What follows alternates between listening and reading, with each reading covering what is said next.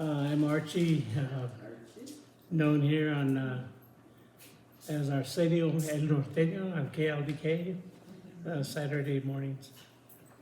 And also enjoy the pleasure of writing poetry. And I'd like to start off with one that's very dear to my heart. And this is called Abuelitos. And this is how it goes. Welcome to my grandparents' house.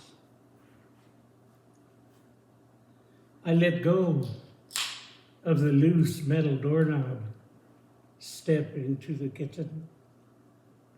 Entra, mijito, says the soft voice of mi abuelita Gavina.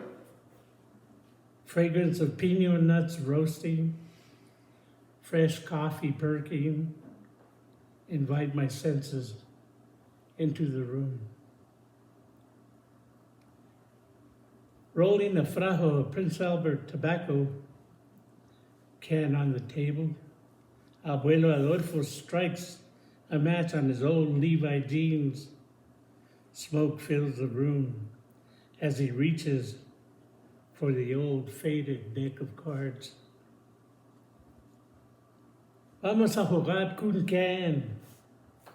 The king, queen, and the jack find it hard to show face after many card games. Dim incandescent light shines on yellow enamel-painted walls.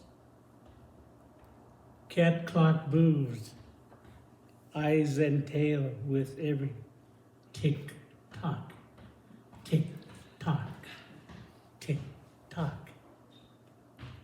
Wood stove stacked high behind the kitchen stove, for Butch, the cat, lies fast asleep in his cozy warm spot.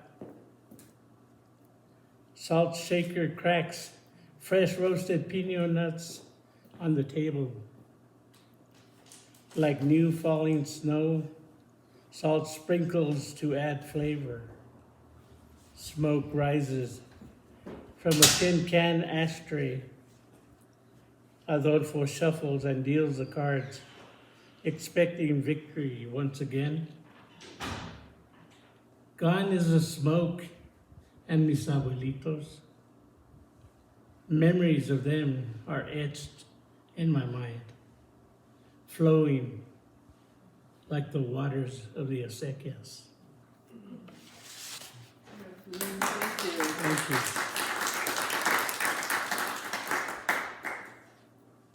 This next poem is fairly current. As a matter of fact, it's September 27th. I had a birthday on the 1st, so I was reflecting that day of, I'm getting up there in age, buddy. So I call this Voices of the Past.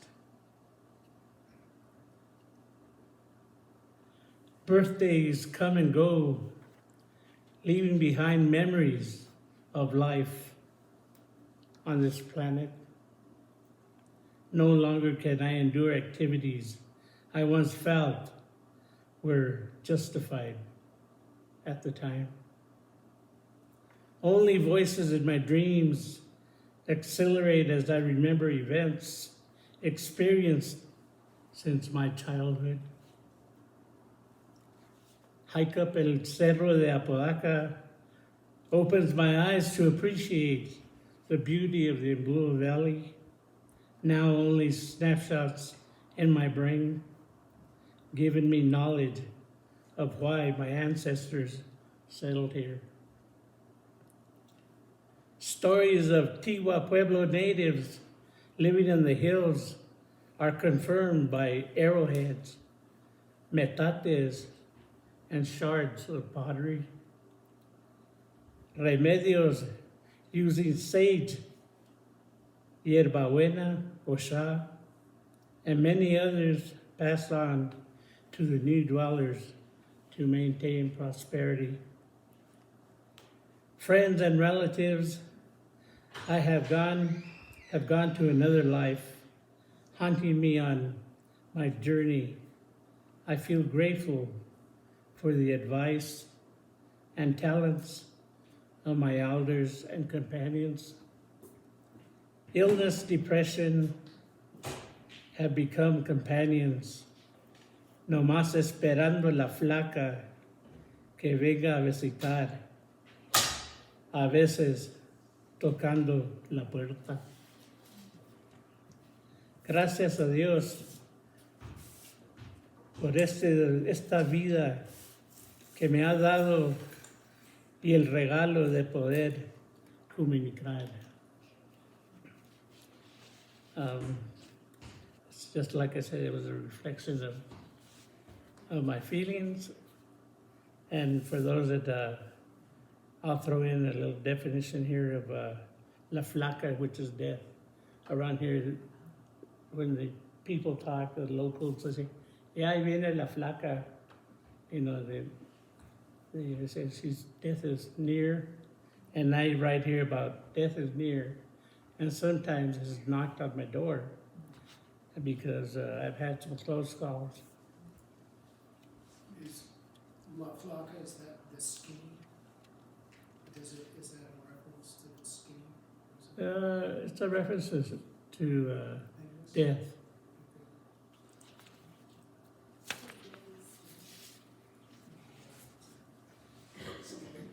See, I know we're dog lovers. I see dogs all over the place.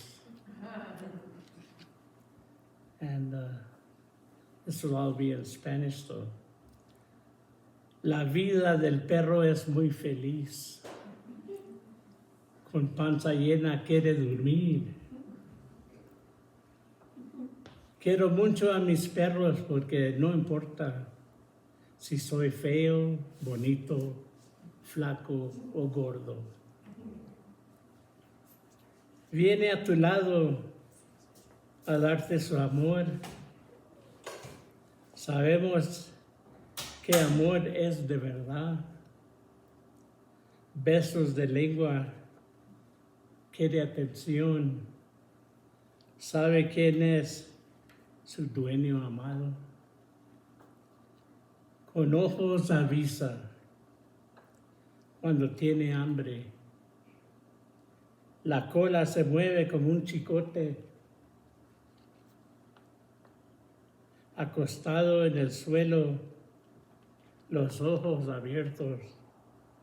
Ladra cuando oye, quiere avisar. Dad, you've got a lot of giggles in Spanish. Would you do that in English? Well, I'll do my best. No, the life of the dog is a happy life. With a full belly, all they do is sleep. I love my dogs very much because they don't care if I'm ugly, skinny, or fat. They come to your side to show you their love. A love that's a true love. Kisses with their tongues. Quieren atención, they want attention. Sabe quién es su dueño amado. They know who their loving owner is. Con ojos avisa, with their eyes, they let you know cuando tienen hambre, when they're hungry. The tail, it moves like a chicote whip. Laying on the floor, the eyes open, and they bark when they want to let you know. Good, thank you. Gracias. Thank you so much. This is when I wrote for a companion who passed on, and I call this one Butterfly Kisses. This was after she had passed away. I went to the gravesite and standing over her grave, talking to her spirit underground, asking if she is hearing me. Grief heavy on my soul. Purple colored bird on a juniper tree, her favorite color, appeared to me. All of a sudden, the bird flew above my head. Wings fluttered. Something new to me. Like her butterfly kisses she gave to me. Wings gently touched my eyes. At that moment, I knew she was listening to me. Butterfly kisses she gave to me. The experience was so profound. Her spirit was still around, answering my question. Butterfly kisses she gave to me.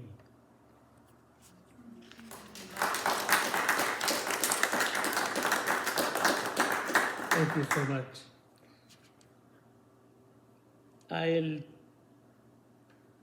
I love watching birds, and my favorites say if I have in my next life, I'd like to become a magpie. And this is about a urraca, which is magpie. I might have to translate, but quiero ser como urraca. I want to be like a magpie. En tacuche negro y blanco, in a tuxedo, black and white. Volando por donde quiera, mirando el mundo del cielo, flying all around, just watching the world from the sky. Nido en lo alto del árbol, mi amada nomás se oye. My nest above the high tree, only the sound of they could only hear me. You know how the urracas. Mis pasos en la tierra, brincos gozando donde voy. The steps on the ground are hops of joy. Mis ojos espoteando, si me miran, yo me voy. Their eyes checking things around them, and if they see something, they take off. Volando en el cielo, urraca que yo soy. Flying in the sky, I'm an urraca.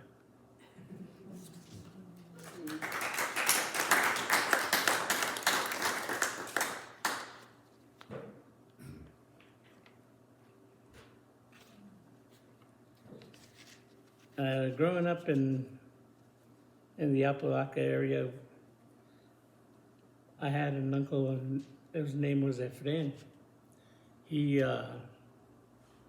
used to always talk about buried treasures up in the hills of the Cerro de la Apodaca.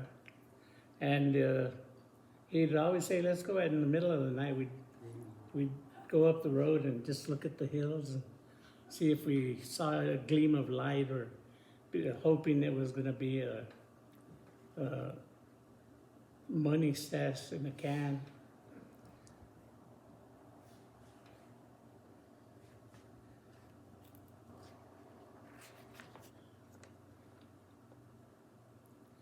Bolas de luz del Cerro Apodaca.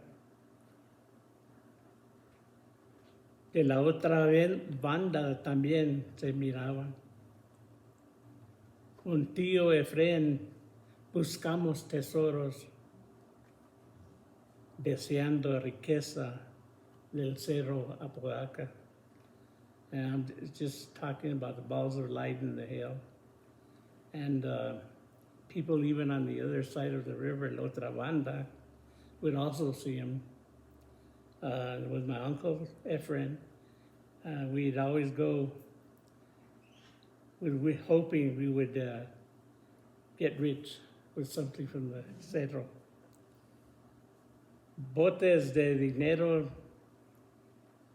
brillan la luz, el metal del dinero hace vapor, por eso se miran de vez en cuando, platicaba tío Efrain.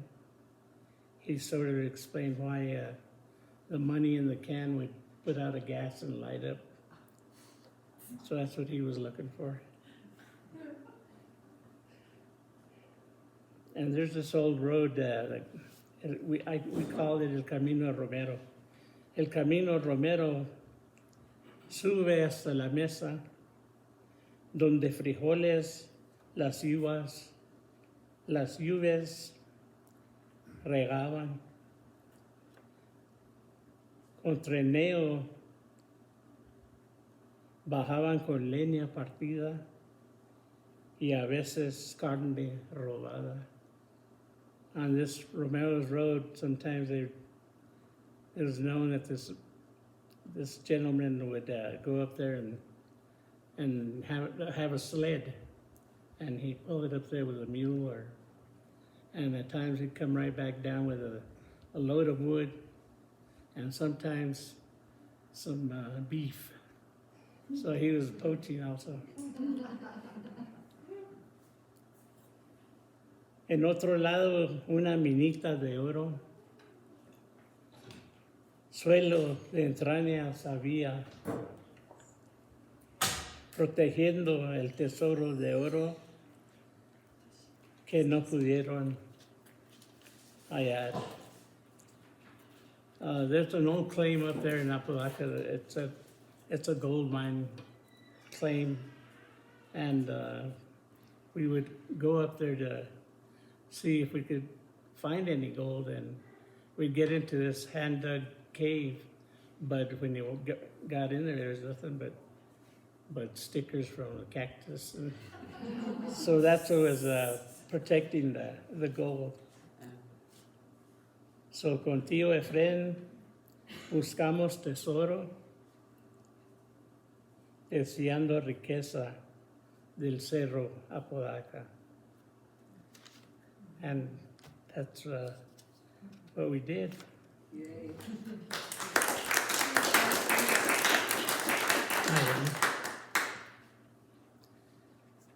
Apodaca is also known as La Cuerda. It's a slang.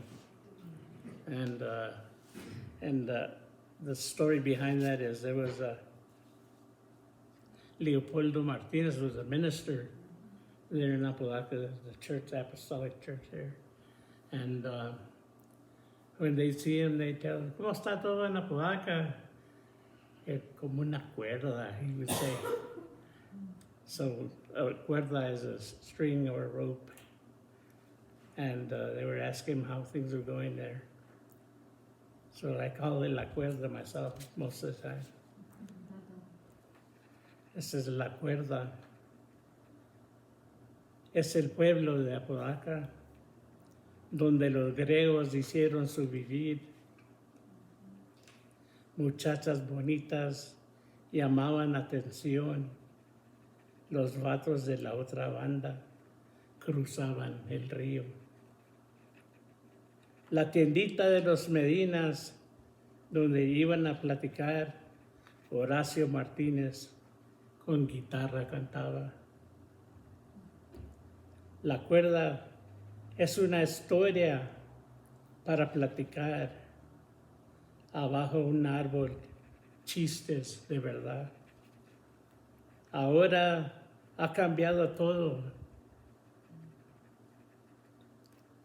No más el camino y memorias quedó. Los antepasados nunca van a volver. El destino de la cuerda está en papel. Los antepasados nunca van a volver. El destino de la cuerda está en papel.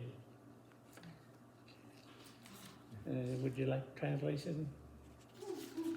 Preferable. Okay. Okay, I talked about La Cuerda being Apodaca. And it says, okay, these are stories I hear from elderly people and even before my time. So, muchachas bonitas llamaban atención. They said Apodaca had a lot of pretty women. And the people would always come from across the river to go flirt and get lucky, I guess. And they'd all go to the Medina store, which is up on a hill, and just to talk.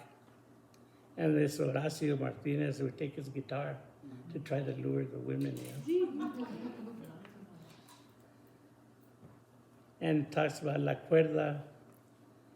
It's a story to talk about.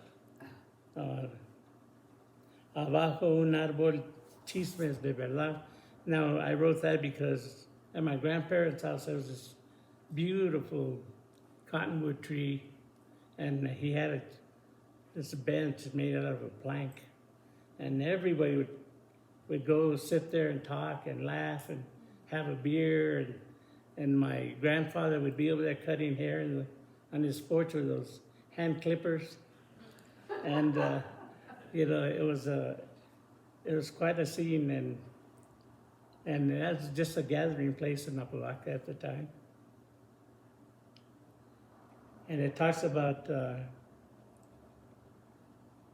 how everything has changed. No más el camino y memorias se quedó. That means only the road and the memories remain.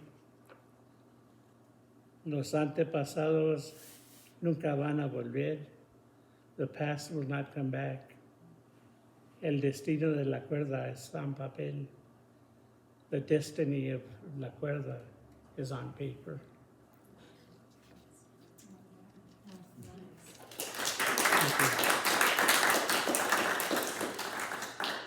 I threw this in because a lot of times I'll convert a poem into a music. And one day I was coming home from work, and I looked up to the east of Dixon, and you could see all the beautiful sculptured clouds and the canyon. And this song is just formulated. I'm just going to read it for now. The sculptured clouds and carved stone valleys, big blue skies I want to carry with me till eternity. New Mexico, the land enchanted, stream waters are everlasting, even when the rains refuse to fall. Open plains and desert cactus, beautiful sunsets are everlasting. This only shows God's great love for all. Every morning, a brand new sunrise to be working on the farmland, and the fruits of the land are sure to come.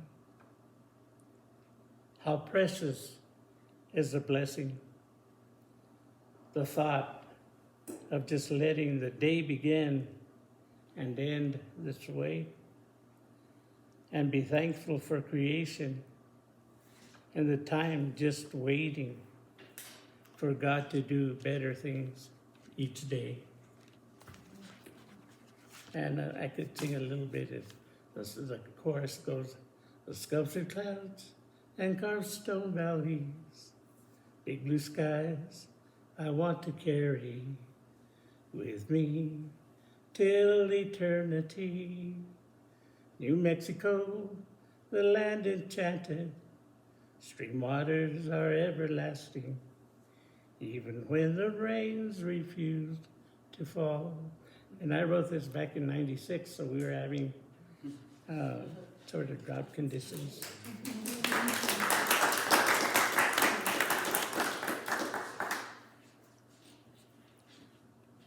This is one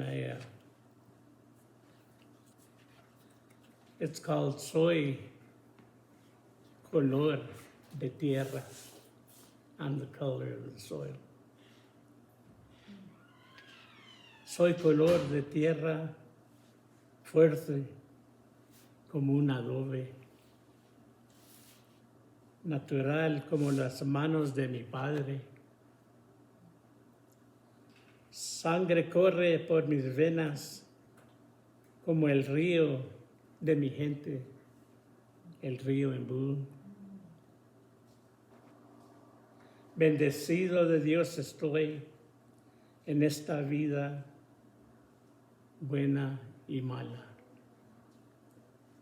Los años me hacen maduro como la dulce fruta del árbol, sabiendo que algún día voy a volver a la tierra. Pero mientras voy a gozar de la vida, expresar mis pensamientos en una forma que nomás yo puedo, porque las hojas del árbol no duran por siempre. And that's basically about the stuff I learned from my parents. My father was a real strong man, and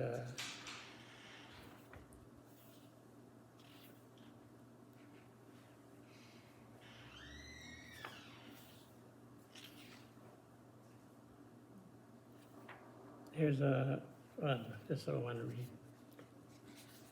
I've read it to the group before. It's called The Starlighter Drive-In, and that used to be our movie thing in Espanola.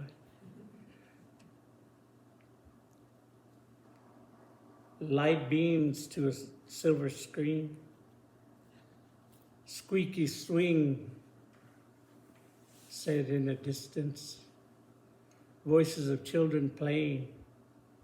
Ouch, another mosquito bite. Roll up the window as far as the speaker will allow. Truck cab walls echo. Antonio Aguilar canta Gabino Barrela. Gran Caballero rides his beautiful Palomino. We sip straws from a 32-ounce Pepsi. Eat buttered popcorn from a tub. Mosquitoes watch us kiss through the windshield as security slowly drives by, checking the action from car to car. Intermission. The same cartoons every time. Sound of gravel rocks as people make for the concession stand. Movie starts again. People hurry back, disappear into the night like the old Starlighter Drive-In.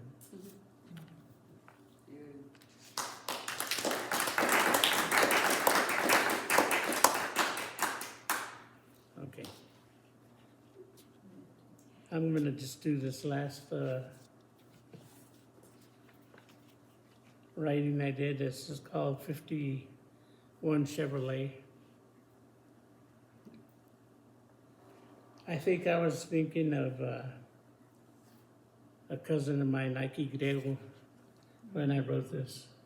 And he was always messing around with cars and trucks.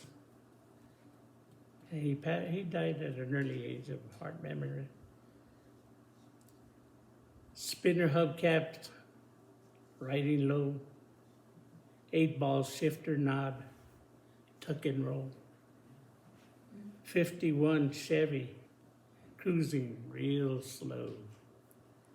Twin pipes sound like split manifold. 6-cylinder power makes it go. Slick down pomade hair, Elvis Puff bounces as he walks real slow. Black pants, thin white belt, unbuttoned shirt, muscle t-shirt underneath, black patent leather shoes reflect his pride.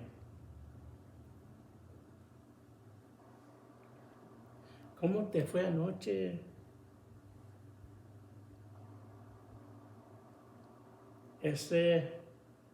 After a Friday night chingón, he opens the hood of the car, checks the oil, wipes the chrome air cleaner, making sure we paid attention. Pachuco, they call him, legend in his time, original lowrider in his 51 Chevrolet. Thank you very much.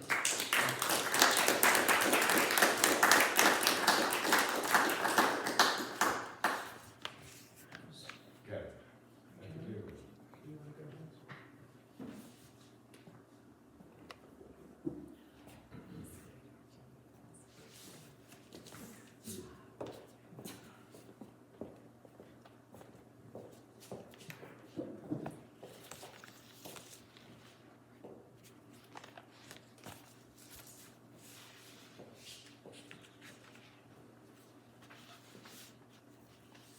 I got to have this wonderful time this fall and went to a poetry writing workshop with Joan Logie.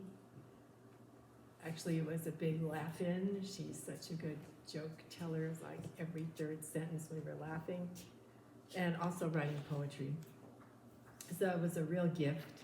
So I want to share some of those gifts with you all. This is called 9 Ways of Seeing an Apple, plus 4 tomorrow. 1, round, perfect, except for one wormhole, and even that is perfect, round, brown.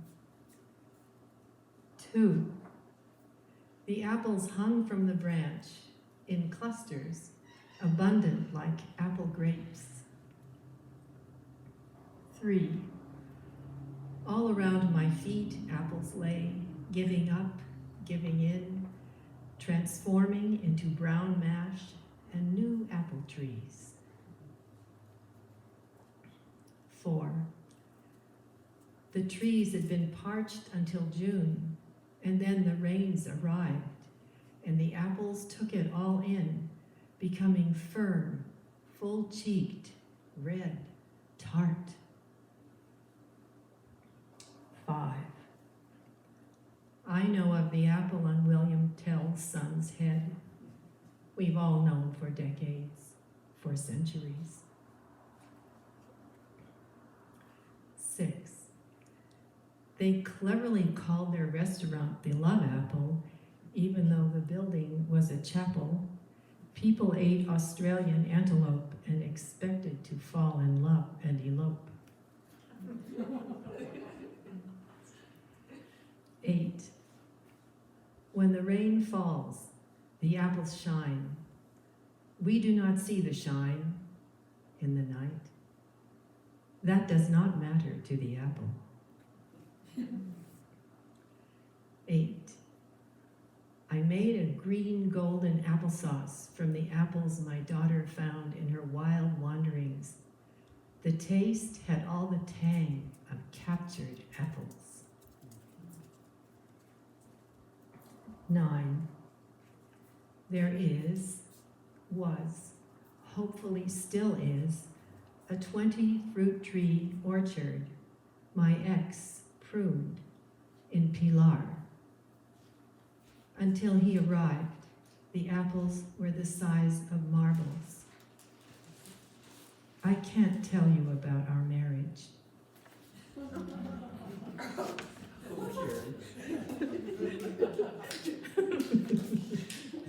Well, next reading. And so in this workshop, we were gifted with being taught how to do Japanese bookbinding. So what you just heard was transformed into this little book, which you are welcome to look at later, with genuine apple illustrations, showing you the journey of an apple worm. And it's for my daughter who eats an apple every day. She's sitting right there, looking as bright as an apple.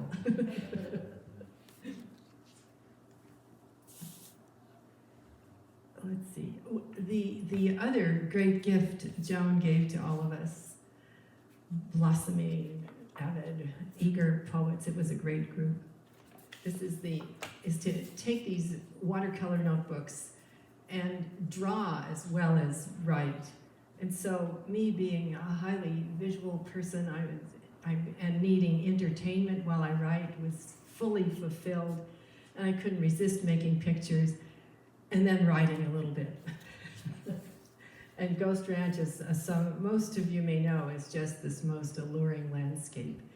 So some of these pictures are back there on the table. If you're interested, please take some, or if you'd like to be supportive of the arts, you could leave $1. Not necessary, though. Here is another illustration I would like to share with you. This is the famous green and white kitchen where Nicole grew up. This would flood every summer, more than once. And I would drag out all the laundry and stop up all the doorways, and Nicole would get out her rubber ducky. But also another event happened there with the chicken, which you can see in this drawing. Now we are in the door into the green and white kitchen. Put Nicole in the high chair. Mash the avocado, get out the tortillas, grate the cheese, turn the burner up on the Kelvinator. The door is still open. The chicken comes in. Put the quesadilla in the frying pan, fold it. The chicken is circling Nicole's high chair. That chicken is as big as Nicole. Take the quesadilla out, cut it in Nicole's size triangles. The chicken is still here. Nicole likes the quesadilla. Nothing like jack cheese oozing over mashed avocados on whole wheat tortillas. But Nicole throws down one of her cheesy triangles. The chicken is not scared. The chicken is dining on quesadilla. Mom, Nicole wants down. Now she's standing on the floor. She's at chicken level. She and the chicken are eye to eye. The chicken wants more. There is no more. The chicken wants Nicole. That is my daughter. She needs to rule chickens. There is the garden stick on the kitchen table. I give it to Nicole. She points the stick at the chicken. The two of them go out the door, the pointer and the pointed, ruler and ruled, chicken and daughter. I'm a proud mother.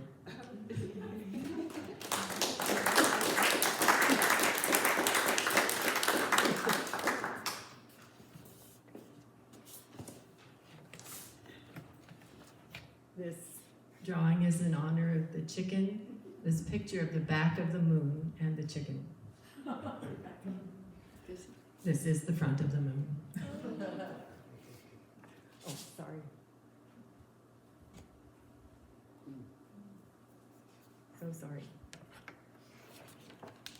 Wait, I'll make it up to you. I promise. Here. Oh, look at that. There was really attention. That's a really good one. The green and white kitchen. Now, I would like to share with you the next piece from this notebook, which is about a bridge and a truck and many other things.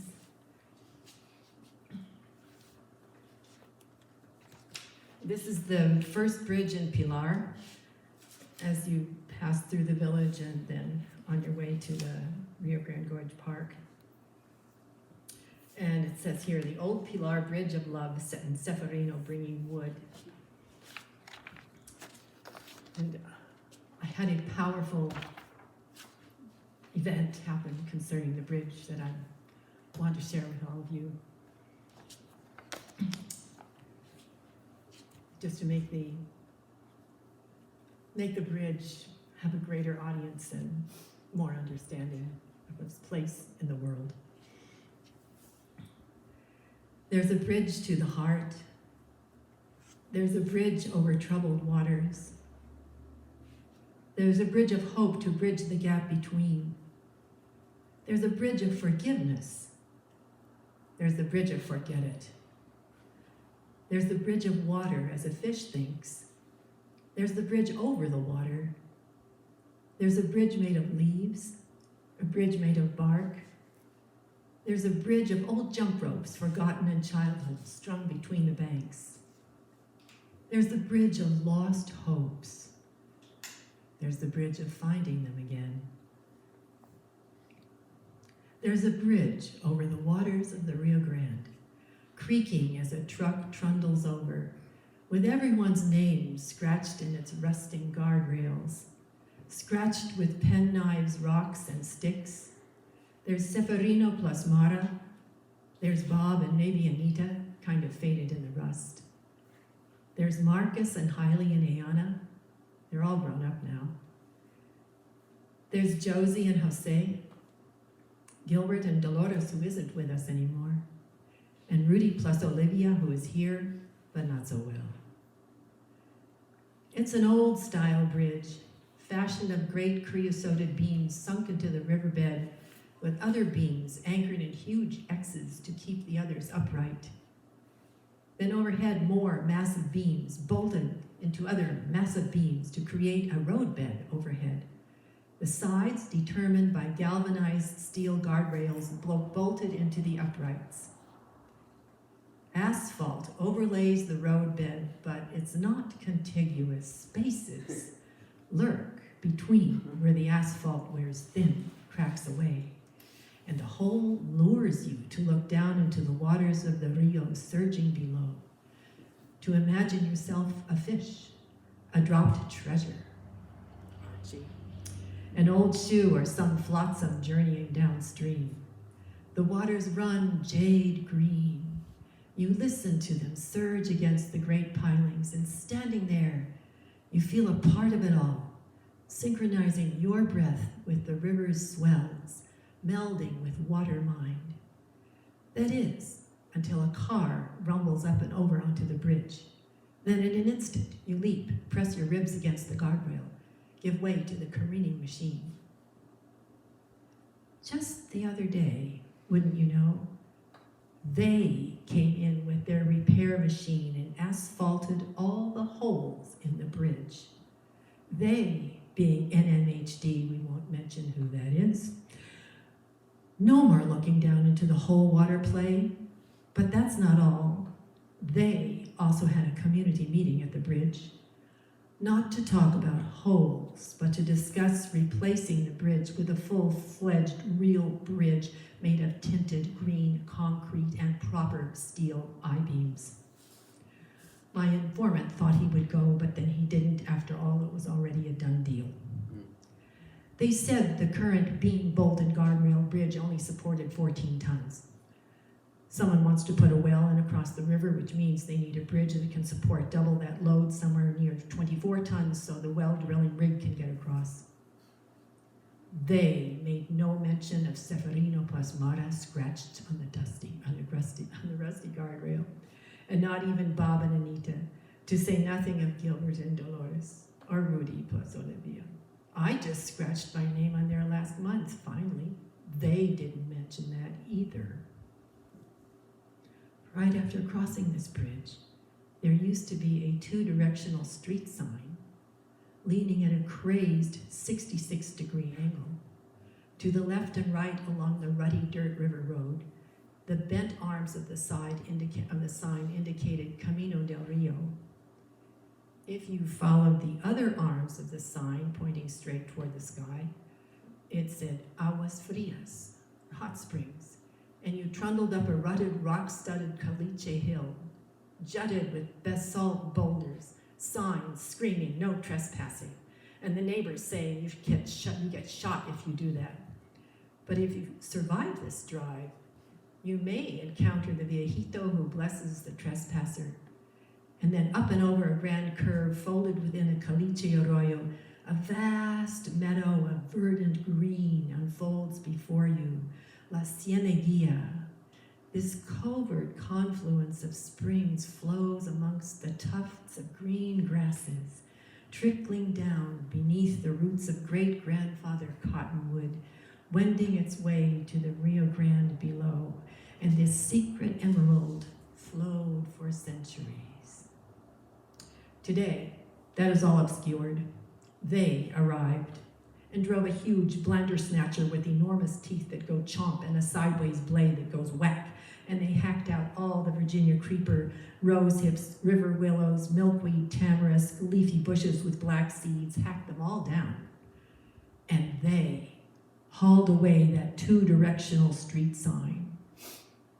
So now with the street sign gone, it's a no-name place. When you turn left on the bridge onto the dirt road, you are nowhere. That is, unless inside yourself, you know you were there before. You remember the old sign, leaning at a 66-degree angle because Alonzo backed his dad's pickup truck into it in 1957, so that it directed you to Aguas Calientes as if it were somewhere in the sky, and Camino del Rio was at the center of the earth, which it is on a sunny day when all is perfectly reflected in the river at 4:30 p.m., when the sun is sideways, when the whole river valley is awash in rose gold light. And at that time, the bridge speaks of love. It's a love bridge. Put your ear to the guardrail of the bridge of love and listen, for out of the creakings and groanings, there breathes the romance of the old timbers, secret sages of the times of the heart.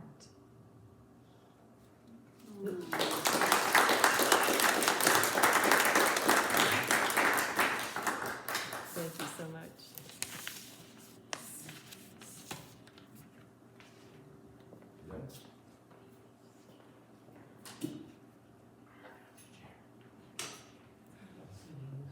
Sit on that one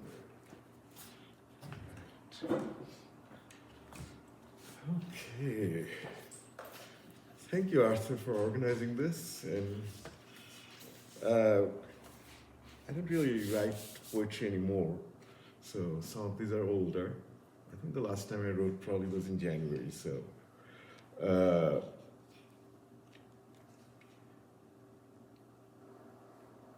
But I wrote a lot, long time ago. When I was very young, I guess young people are very romantic, so they write. So I used to write as a young person, so that kind of stayed with me a little bit. So some of these are very old, some of these are somewhat newer.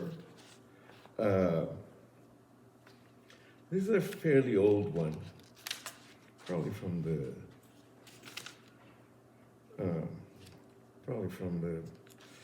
1980s, actually. Okay. Fly. Fly where your soul belongs. Fly where the horizon expands. Fly if you believe in yourself. Fly lest you come back again. The dog star waits for you. The open door of Cassiopeia, reality shrinks in a volatile battle of the senses. A couple of memories fly with you, fly in you, fly for you. Yesterday was a reality. That yesterday is a memory. Fly with the memory. Fly with your imagination. Reality is, as far as your imagination stretches, miles of desert, and saguaro. Fly over the ocean, the homeland, the overgrown trees bending over a tiny pond. The crowded streets of Calcutta, your soul was sold on the street corners of the city. If you live, you lose. If you die, you lose. In a lose-lose situation, you fly, the liberated spirit, freedom of an alien on a landscape that does not exist. Fly. One day, you'll kiss the horizon, the Cassiopeia, the dog star. They'll all cheer for a momentous occasion that lasted but for a moment. Fly.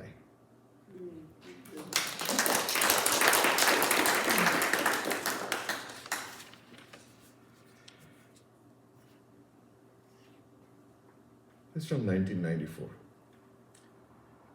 They looked at each other, slowly raised their heads, and their eyes met, and millennia parted. The mounted cavalry disappeared amidst the dust of the desert. On this desert night, under a moonlit sky, we promised that someday we shall meet. And we went our ways and forgot our promise. The child stayed, the images floated, lingered in their memories. Through eternity, the images stayed, and the silence was broken by the child's cry. Someone talked to me in the crowd the other day, but I forgot to look. Memory keeps me busy. A man was lost in the crowd. Someone forgot to notice. This me, this you, and this child, these images, these moonlit nights, the sunset took leave time after time through the millennia, amid the dust of the desert.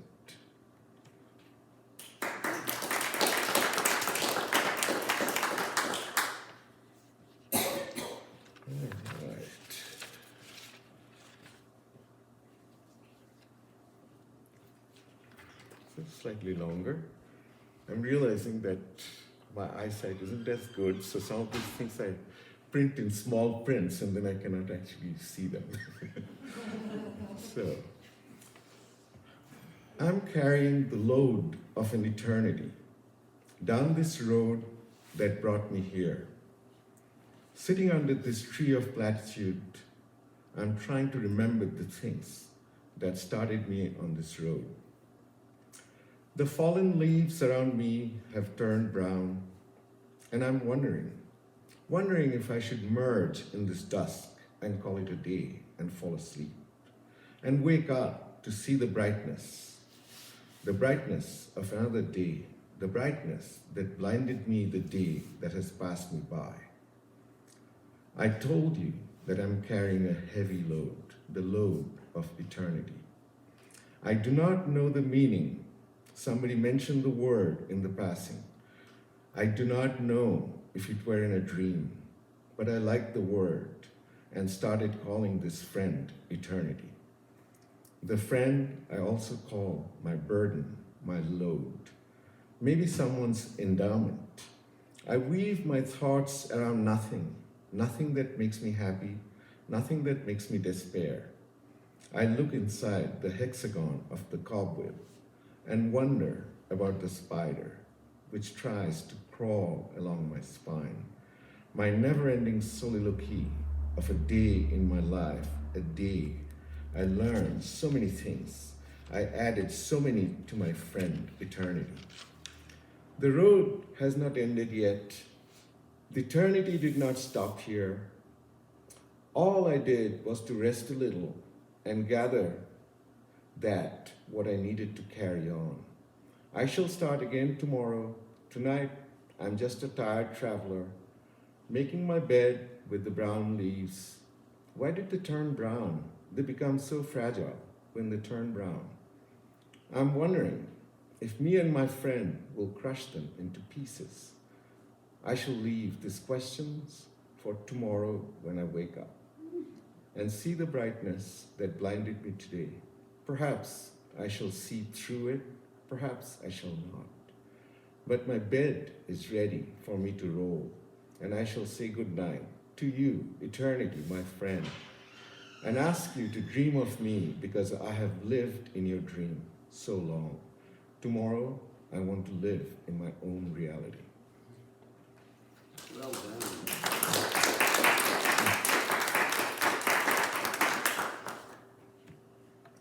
A shorter one, 1995. The long-haired boy was beating on a drum. A question arose. Was it music? The neighbor's daughter poured paint on a piece of canvas and drove the car over it. A question arose. Was it art? Someone cleared the creosote thicket and laid grass on the bare patch. A question arose. Was it nature?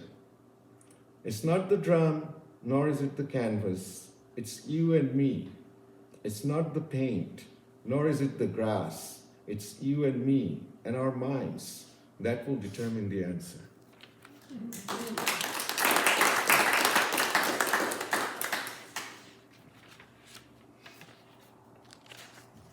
This is a very short poem. Yeah, okay. How long do I have? A couple more minutes. Okay. And the storm came, the lightning, and we were back to our elements. I went back to the stars, where those eyes haunted me forever, and I looked up. The river flowed and took me along. The tiny waves remained. Here's a world where rationality breaks on the shore, the stargazer's paradise. This is actually about New Mexico.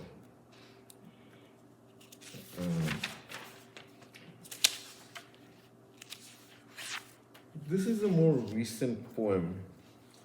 This actually has a little story behind it, and it's kind of like switching roles a little bit.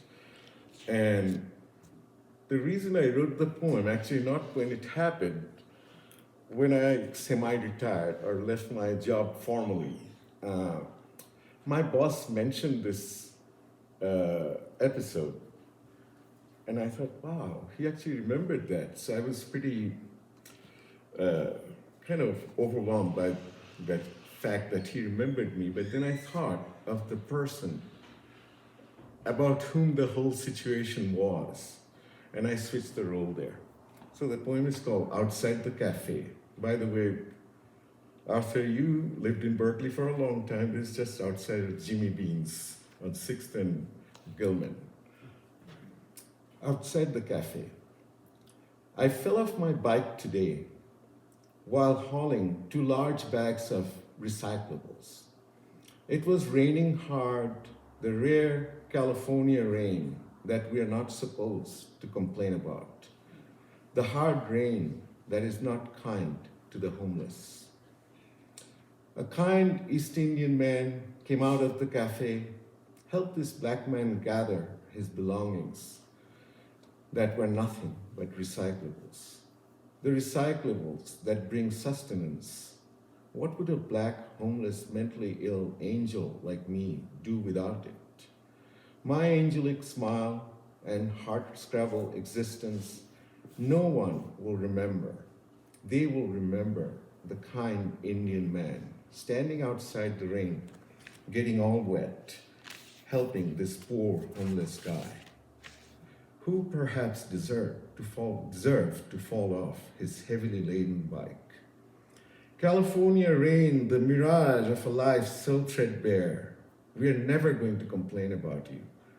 I'll fall down over and over again so you may fall deeply, heavily, happily, soak the ground as never before.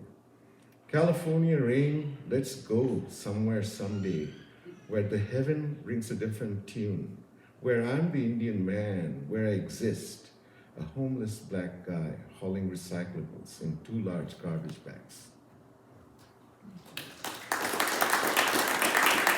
One very short one, and then I'll end today. This is actually, too bad Tommy is not here. I was going to actually read for Tommy. This is about my mother's death. And I wrote it long after her death. And I told Tommy that I'll read it to him. I dreamed of a white sheet that covered all the pores, all the pains and pleasures, my mother, a torn picture, and a few scattered memories. Go.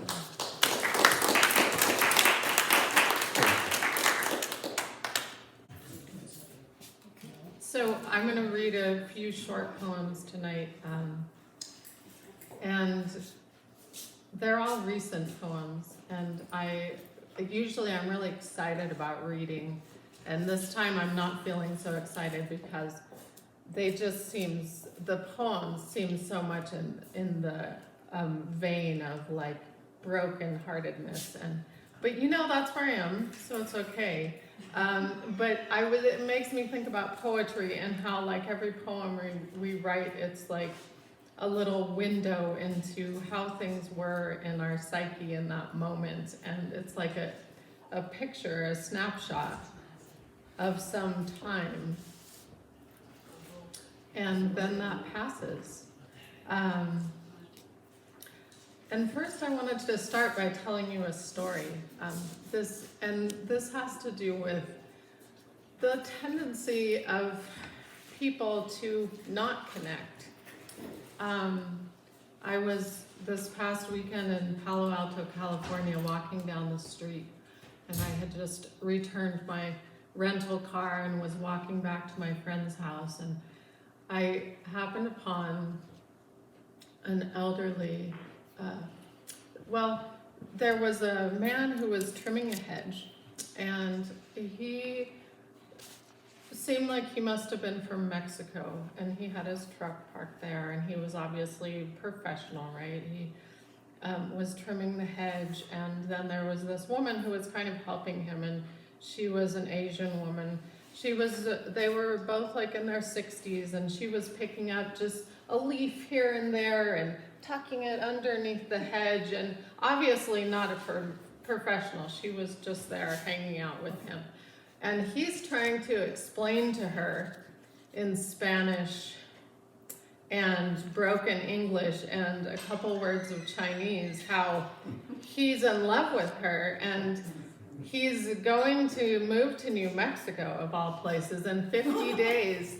And but she's hard of hearing, and she only speaks Chinese, and the conversation, his point is not getting across at all. And I walk by, and then like 15 minutes later, I was walking somewhere else, and I saw him drive by in a truck. And I don't know, it just, all of these things that, ways that people don't meet. I mean, maybe they've got it worked out, obviously he'd learned a couple of words of Chinese, so he was definitely trying, But I'm going to start with a poem that has nothing to do with love or heartbreak or anything like that. A mañana, los girasoles abriendo atrás del cielo. Despiertan muchas cosas, la luz, los pájaros, las hojas de los árboles, todos bañando en la luz. Y los humanos divertida con sus mentes, bañando en la agua clorada. You want me to translate? Yes. Thank you, Sylvia. In the morning, the sunflowers open across the sky. Many things wake up. The light, the birds, the leaves on the trees, everything bathes in the light, and the humans are distracted with their minds, and they bathe in the chlorinated water. Ouch.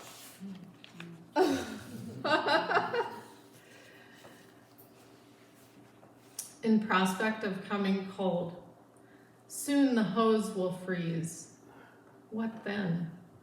How will I meet this new dawn? when my breath rides the air in white mist. Just one body under the thick covers, hot tea in the morning. And that's it. Mm.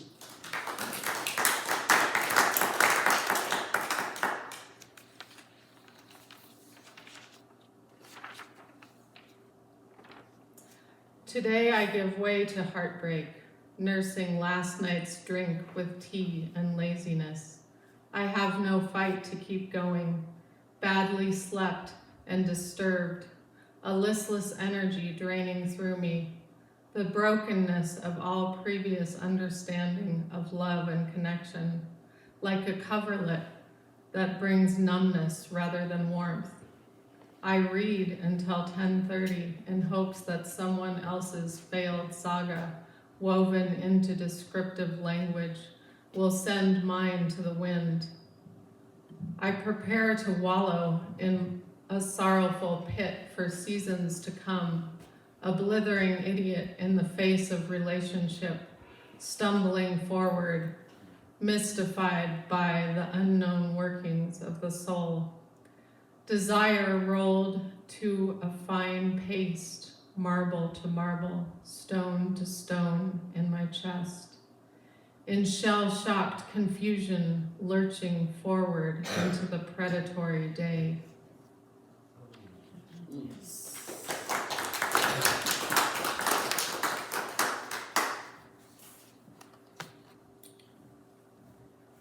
Yesterday morning, 2 ravens on a branch, rapture in the sunlight, then going their separate ways.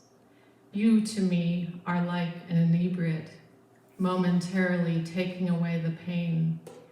He is the conical map of my life, all in relationship to that hard love. You say you would accompany me anywhere. We say many things, yet what if the glass was washed clean? Don't take the window home unless it is double paned, unless you can see through it and find a reflection of yourself in the world. It is like this, a complex menagerie. Our hands intertwine, testing the waters.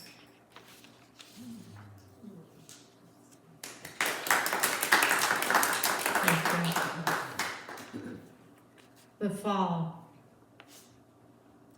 Has there ever been a time when the leaves falling has had more significance? The yellows and golden frames catching on the chill air and leaving me naked, quaking, stark, against turquoise blue, crisp but thirsty for more. A dream dies here in this season. What used to be homeward bound, heading up the soft curves to what was, prostrating to all the sacred memories that we used to identify family. I bury my face in the warm flesh, hoping to capture perfection already past, the smell of surrender. I come instead upon animosity again and silence, stark silence, marked in the dawn, bearing new stars. Only unanswered questions stand against the horizon. I am waiting and praying for shelter, waiting. Wait, good girl, wait. That's right, it will come. Things to come. Don't look at the darkness, the emptiness. Good girl, just wait. Let it fall, fall. The earth will tell you when. Thank you. So I literally have my family with me.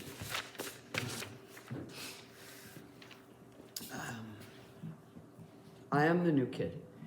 And right there? Yeah, Oh boy. that's the way the mic works.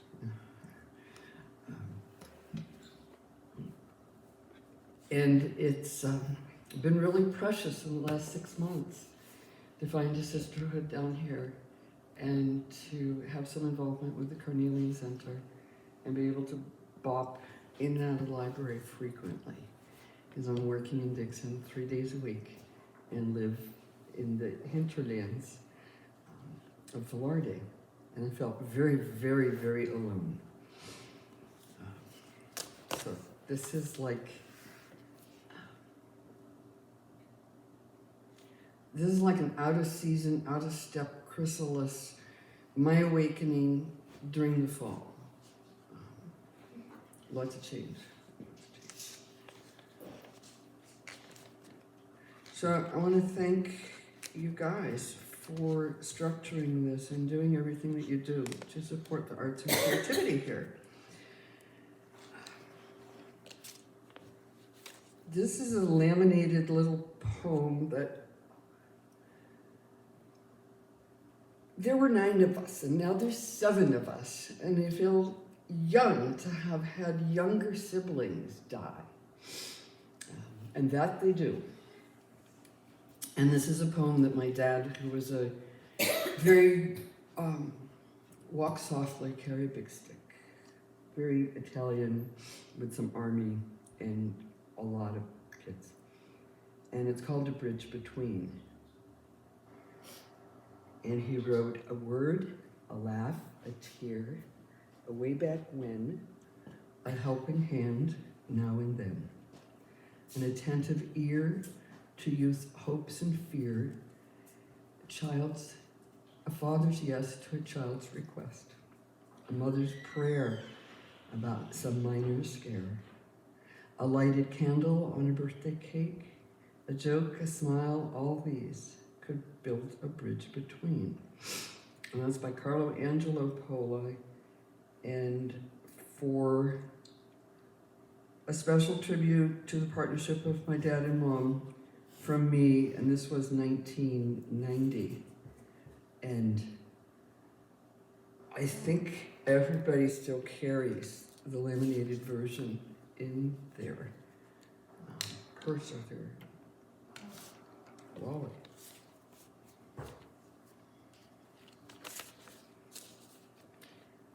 So somehow I had to set an intention, and it was to do either 5 poems or 5 minutes, and it's perfect that there was no internet.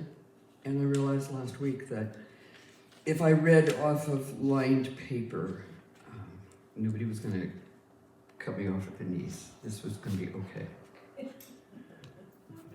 So one is, we are the people we've been waiting for. People who step up and into what once was considered impossible is now essential.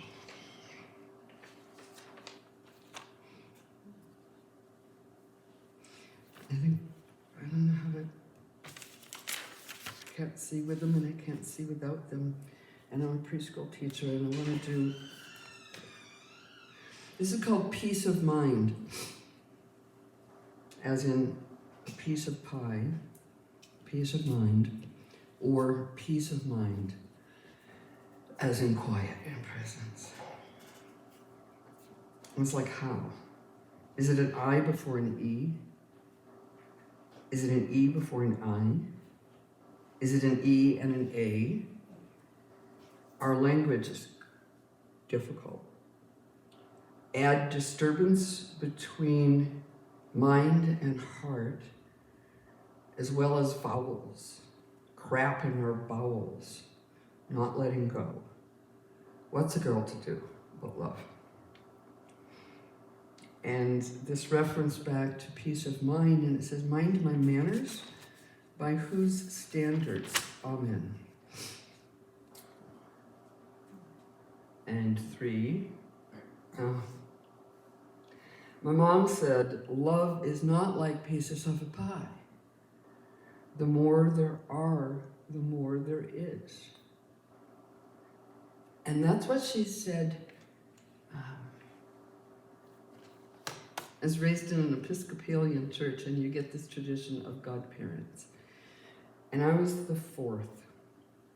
And my mom went up to Carol Jolson and volunteered to be Cynthia's godmother. Somehow my mother knew that Cynthia, as an adopted child, and who knew the type of issues any of us kids were going to have. But Cynthia was the one who told me at my mom's memorial that that's what my mother had said, because Cynthia wanted to spend time in our very busy, bustling house where she felt more loved than in her own home.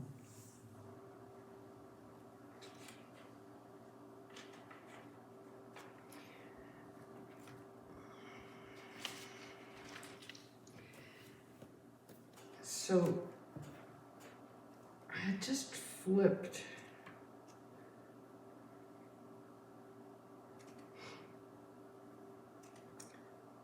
This is a book that my youngest sister wrote after my oldest sister and my youngest sister escorted my parents to Italy. My dad was 100% Italian.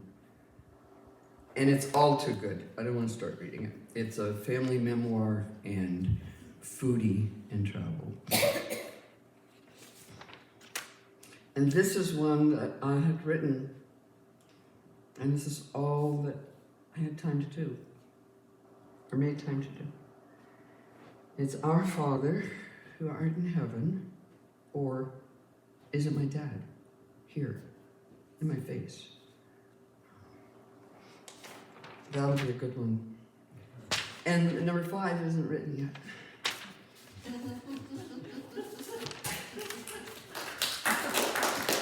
And I do want to, the grief process is intense.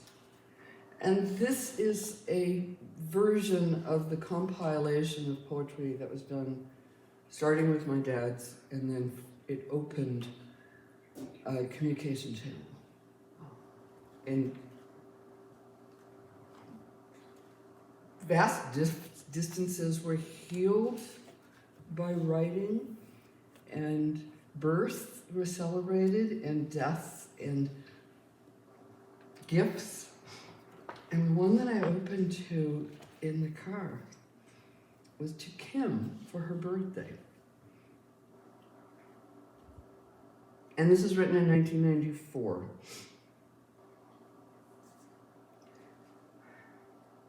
By a brook a garden grew, a tangled mass of brilliant hue, aside a bridge of dirt and stone, where passed a stream to parts unknown.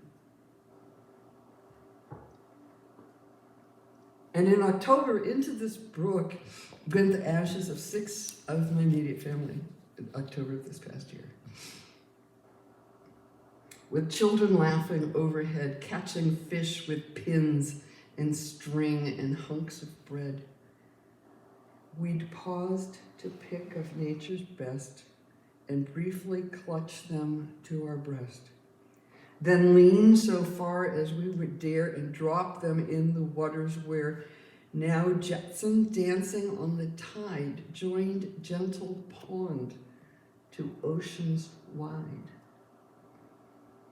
And always knew the chance we took as we cast our prize into the brook. With each bouquet the children tossed.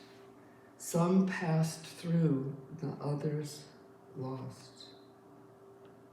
Caught upon some unseen branch, left to fade and not advance, sometimes choked with such debris.